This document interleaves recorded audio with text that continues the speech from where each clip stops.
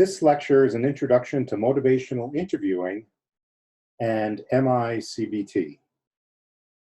MI was developed in the late 1980s by William R. Miller and Stephen Rolnick as an alternative to the then accepted standard of treatment for addictive disorders, the confrontation of denial model. Miller observed that outcomes associated with addiction treatment could be predicted by the nature of the interactions between patient and practitioner. Practitioners who adopted a directive and confrontative approach to their clients had poorer outcomes. Practitioners who adopted a more collaborative, client-centered style of interaction had clients who succeeded in recovery. This created the evidence-based foundation for motivational interviewing. As already mentioned, MI came into being at the time when most American alcohol treatment programs practiced what has been called the confrontation of denial model of treatment. Although generally associated with AA and other 12-step programs, confrontation of denial is antithetical to many of the basic tenets of AA. Confrontation of denial can be understood as an example of the traditional top-down medical model on steroids. Not only does the practitioner know more about the patient than does she, the practitioner also knows best what the patient needs to do to treat the problem. The style of communication in confrontation of denial is top-down, confrontational, and impassioned. The role of the quote-unquote good patient is to be accepting, responsive, and adherent. Change in the confrontation of denial model is a one-way street. Practitioner informs patient, and patient then complies with practitioner. Initially, MI was a hard sell to the practitioners of the US addictions treatment world and was slow to adoption outside of major academic centers. However, the eventual adoption of MI as a standard of treatment in addictions care was facilitated by two other intellectual movements of the early 1990s. First, Prochaska and DiClemente's stages of change model of health behavior change was being widely disseminated at that time. The stage of change model asserts that change is a process that unfolds over time with many steps between no commitment and full commitment to behavior change. The old idea that one was either committed to change or, quote, in denial was anathema to this new, more compelling model of change. Second, harm reduction was starting to gain a foothold in North America, in great part in response to the out-of-control cocaine epidemic of the 1980s, and also to the increasing evidence that the old abstinence-only model of recovery just wasn't working very well. Harm reduction asserted that recovery was not binary, but rather entailed commitment to one of many different plans of action. Some of these action plans might be considered temporary, and some might be considered long-term alternatives to either full-blown problematic drug use or complete and absolute abstinence. The person-centered, collaborative, shared decision-making flexibility of MI was consistent with and added clinical chops to these two other waves of change in addiction science and treatment circa 1990.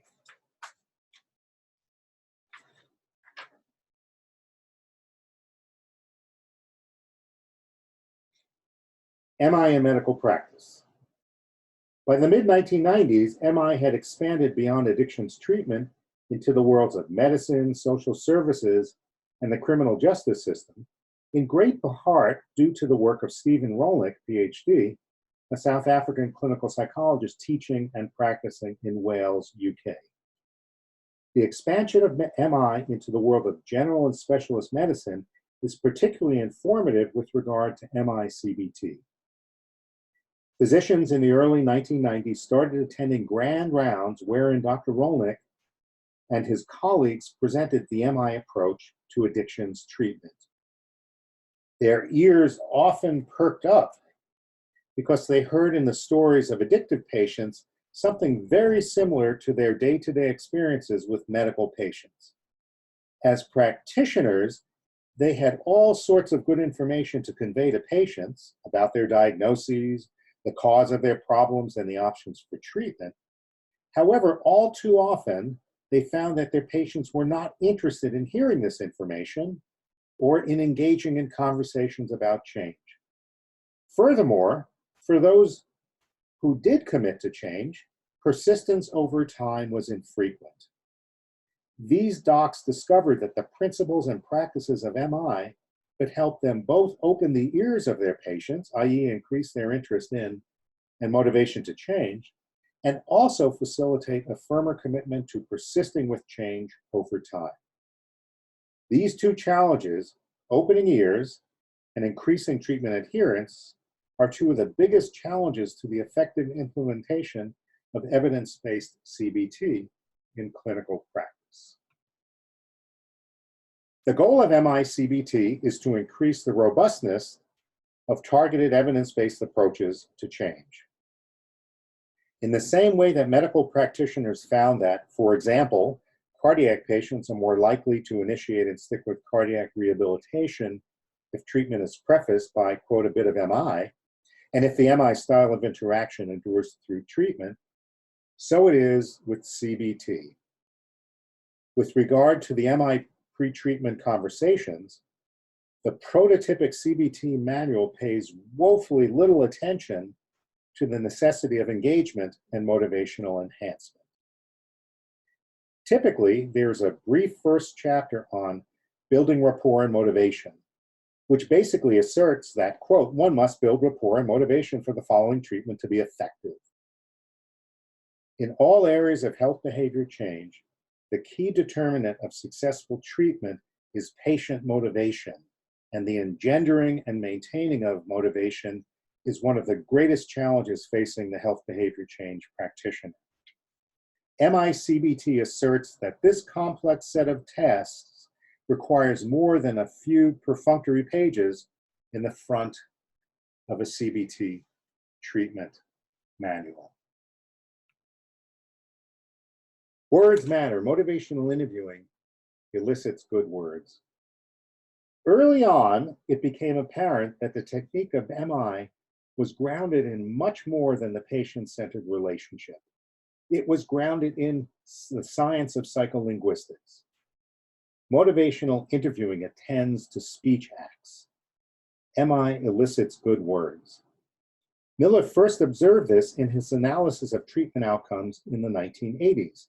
He found that the patients of the collaborative practitioners said different things in their sessions. They more frequently spoke of their reasons for change, their concerns about change, and their hopes and intentions regarding change.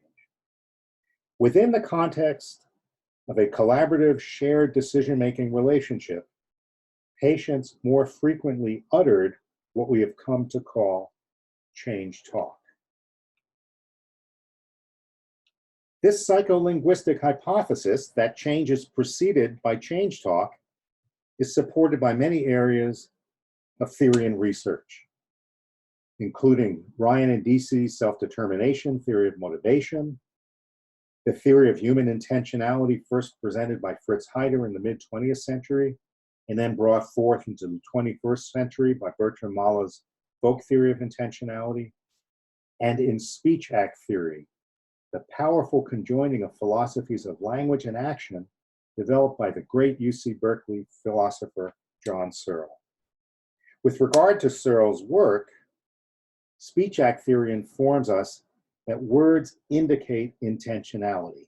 They tell us what the speaker intends to do.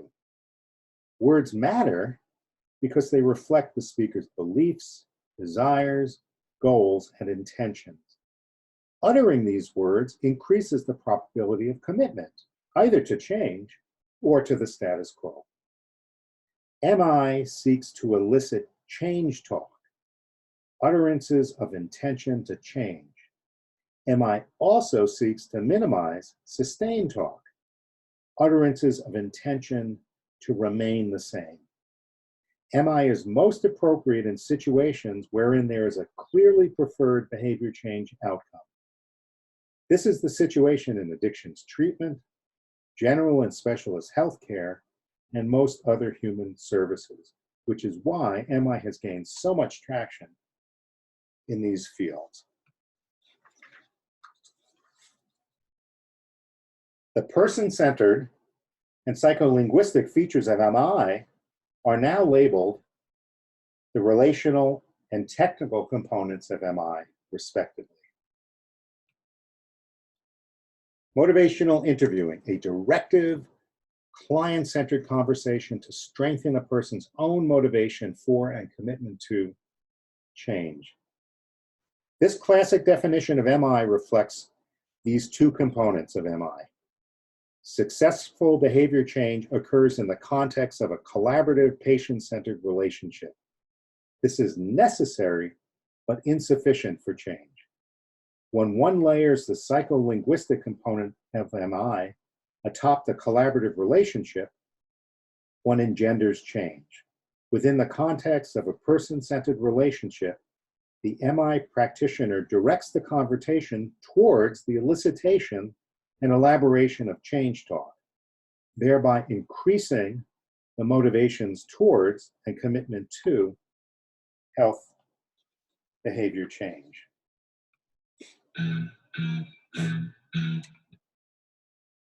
In addition to the two mega components of MI, the relational and technical components, there are four fundamental tasks or processes, each of which we will discuss in turn. Although it is easy to fall into the trap of thinking linearly about the processes, as if engaging occurs before and leads to focusing, which is followed by evoking and then planning, in reality, these four processes infuse almost every change conversation, with the sequencing determined more by the specific context of the consultation rather than anything else. As the core of the relational component, engaging necessarily precedes everything else, as it forms the foundation of effective behavior change. So we will turn to engaging first. Engaging, the relational foundation. The relational component enters the healthcare consultation during minute 1, as one begins to engage with the patient and remains present throughout as a sustainer of rapport. We operationalize this component with reference to the attitude or spirit of the practitioner, the curiosity regarding patient ambivalence towards change, and with reference to the use of an interviewing style grounded in reflective listening. The MI spirit refers to the practitioner's focus on collaboration or power sharing in the relationship, and to the belief that the whys and hows of change are best evoked from, rather than input into, the patient. The relational component of MI is also firmly wedded to a specific interview style. In MI, we use highly focused, reflective listening, both to engage and to also understand the patient, as well as to nudge or subtly move the conversation along by selectively reflecting change talk. Classic health conversations rely on questioning and informing. For MI, reflective listening, especially the uttering of complex reflexive statements, is the principal communicational tool. Reflective listening is generally more effective than is questioning, both as a means to engender rapport and also with respect to the effective gathering of data from the client. The relational attribute of collaboration is fundamentally about power sharing and shared decision making. To operationalize collaboration, we avoid the expert trap where we communicate to the client that we know more about their problem than they do. We go out of our way to balance and share power, both subtly and more directly by the use of we words. We're just beginning to work together. Two heads are better than one, et cetera, et cetera, et cetera. And we also ask permission first before advising, informing, or otherwise directing. Curiosity, another element of the MI spirit, reflects an appreciation of the client's unique perspective with regard to the target of change and their unique reasons for and against change. We go out of our way in MI and MI-CBT to use open questions to invite and elicit the client's perspective, their point of view, their ideas, their hopes, their wishes, their goals, and so forth. Curiosity is about understanding and appreciating the client's beliefs about the target of change. Key to the implementation of the MI relationship is the appreciation of ambivalence. Most individuals express some degree of ambivalence about health behavior change. Health behavior change is effortful and requires tremendous persistence over time.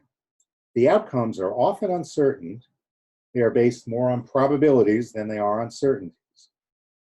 Finally, the current high-risk behaviors that we wish to modify typically provide some short-term reward or satisfaction to the patient.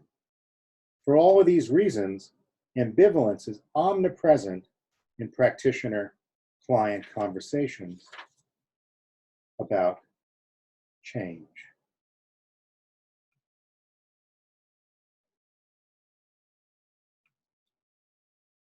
We use the decisional matrix to operationalize the construct of ambivalence. This 2x2 table dates back to Benjamin Franklin and was thoroughly explored by Irving Janis in his work on decision-making and groupthink in the 1970s. Here is a matrix completed by a clinician working with a disabled veteran considering participation in a work rehabilitation program. A matrix like this, with all four populated quadrants, operationalizes the construct of ambivalence, feeling two ways about the target of change. The matrix also operationalizes the concept of empathy, understanding the patient's perspective. One will notice that all of the content of the matrix, whether pro or con, is compelling from the client's perspective. One can appreciate but not argue with the content of the matrix. Empathy is operationalized by an understanding and appreciation of the client's unique ideas, pro and con, change. Built into the matrix are both our good words and our not so good words. These two quadrants reflect the change talk side of ambivalence.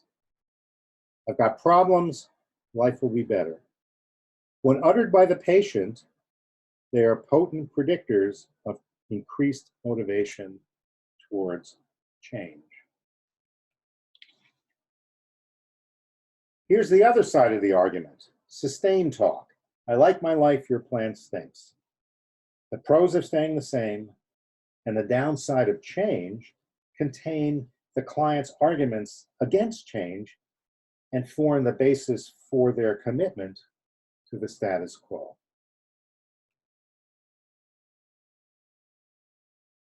As practitioners, we have been taught to rely upon direct persuasion as a motivational tool.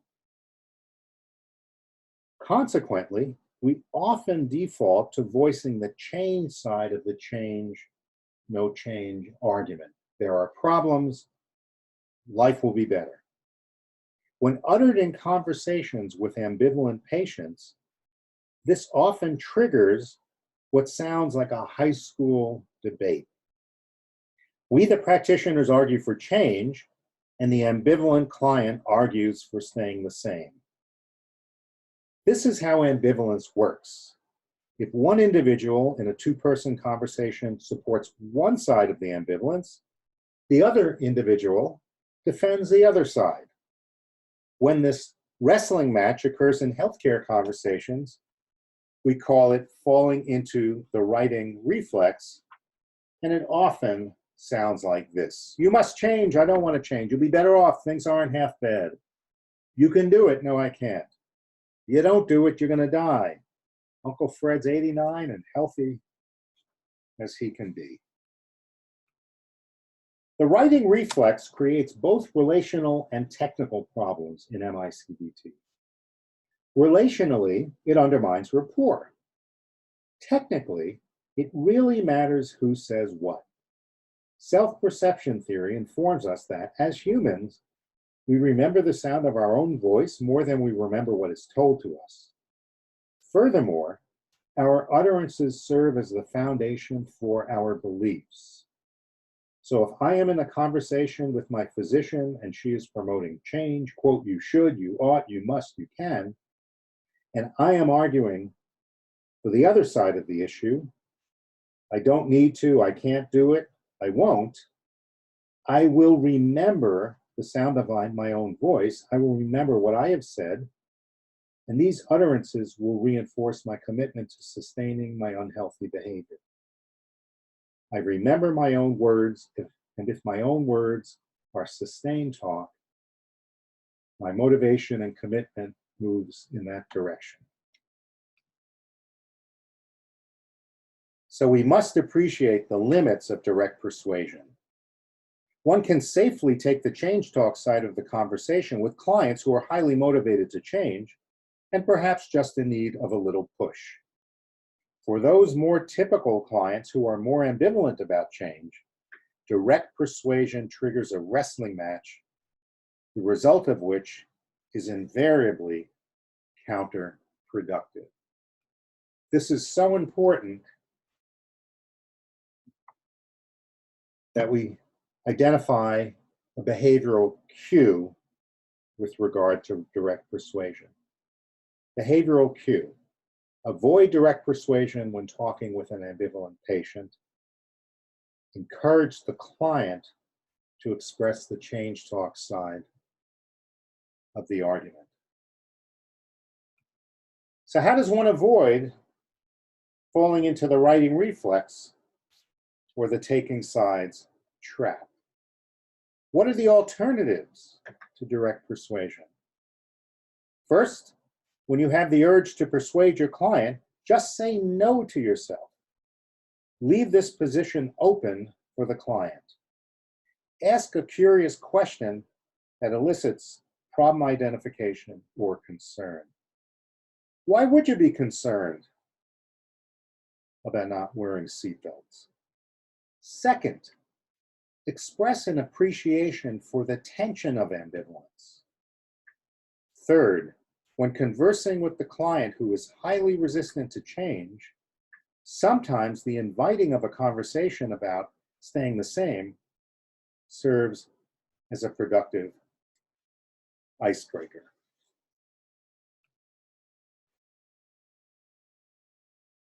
Acknowledge ambivalence with utterances like these. The only guarantees in life are death and taxes. We're always asking clients to give up something now for something uncertain in the future. Sometimes one can preface a productive conversation by first breaking the ice with these counterintuitive questions. Sometimes we have to take a running start on change by inviting sustained talk, the enemy of change, into the room.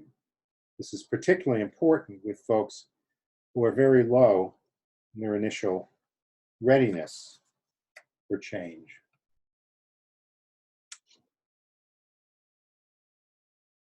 Avoiding the wrestling match of the writing reflex, avoiding the taking sides trap, brings us into the larger discussion of discordance and resistance to change in healthcare conversations. So that's where we move now. Traditionally, we have thought of resistance as a trait, something stable and relatively immutable, kind of like a boulder, something inside the client. As with a boulder, traditional healthcare professionals have believed that they could not do much with the resistant patient other than to wait until life circumstances eroded away the resistance. Resistance was seen as a stable, trait-like phenomenon that resided in the client and that went with them pretty much unchanged from one situation to the next, to the next, to the next.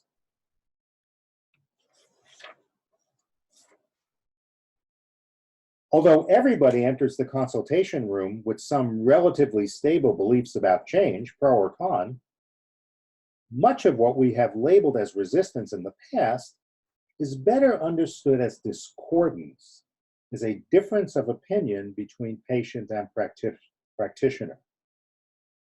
Differences of opinion tend to be highly responsive to interpersonal interactions. They can be exacerbated or mitigated depending on how one feels the disagreement. Resistance resides within the patient. Discordance is an interpersonal phenomenon. Resistance is seen as stable.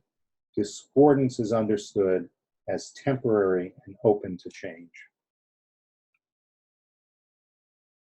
Most wrestling matches that practitioners and clients get into regard differences of opinion. And what are the fundamental dimensions along which client and practitioner disagree? Clients disagree with us regarding the importance of change, why should I? Their confidence in effective change, how can I? And the timing and control of change. Why should I, how can I? And who are you to tell me what to do? How can we avoid turning these disagreements into bigger battles? In motivational interviewing and MI-CBT, we try to acknowledge the client's point of view by using reflective listening to, quote, come alongside. A neutrally delivered empathic reflection acknowledges receipt of the message from the patient. And this acknowledgement of understanding, I hear what you're saying, I appreciate your point of view, can diffuse a disagreement because the client feels heard and understood. This acknowledgement also serves to invite discussion of more fundamental differences of opinion. We come alongside with simple reflections, paraphrases of what the client has said, complex reflections that give voice to the meaning of what the client has said, and double-sided reflections that express both sides of the ambivalence. On one side, on one hand this, on the other hand that. Coming alongside is very effective as a means of diffusing arguments and serves to build and maintain rapport, which again is fundamental to the relational infrastructure of MI.